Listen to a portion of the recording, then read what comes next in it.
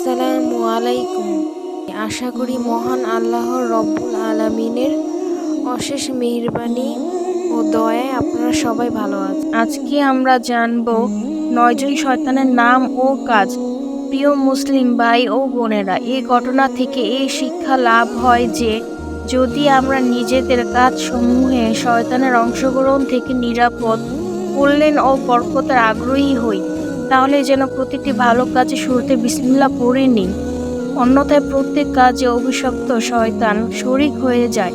শয়তানের অনেক বংশধর রয়েছে আর তাদের বিভিন্ন কাজে দায়িত্ব দেওয়া হয়েছে, যেমন হযরতে আল্লামা ইবনে হাজার আসকালানি রাহমাতুল্লাহি আলাইহি বর্ণনা করেন, আমিরুল মুমিনিন হযরত সাইয়েদুনা উমর ফারুককে আজম রাদিয়াল্লাহু আনহু বলেন যে শয়তানের সন্তান 9 জন।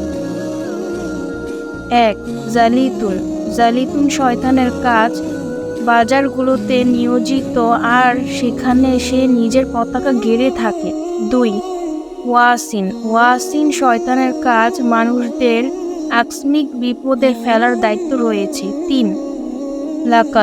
লাকাস শয়তানের কাজ আগুন পূজারীদের ওপর নিয়োজিত।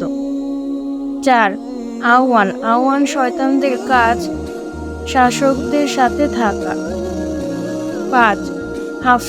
হাফাফ শয়তানের কাজ শরাবীদের সাথে থাকা। 6. মুর্রা শয়তানদের কাজ গান বাজনাকারীদের ওপর নিয়োজিত। 7.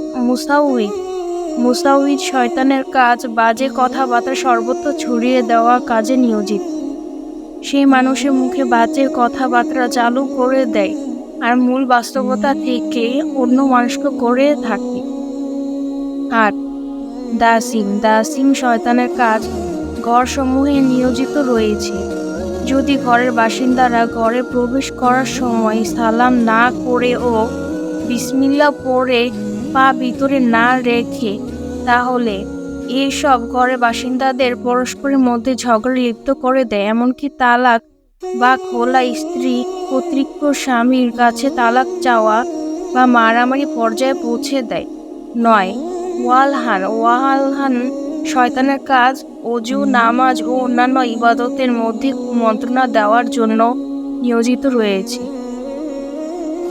সূত্র আল মুন্নাবিহাত নীল আকসমিক পৃষ্ঠার 91।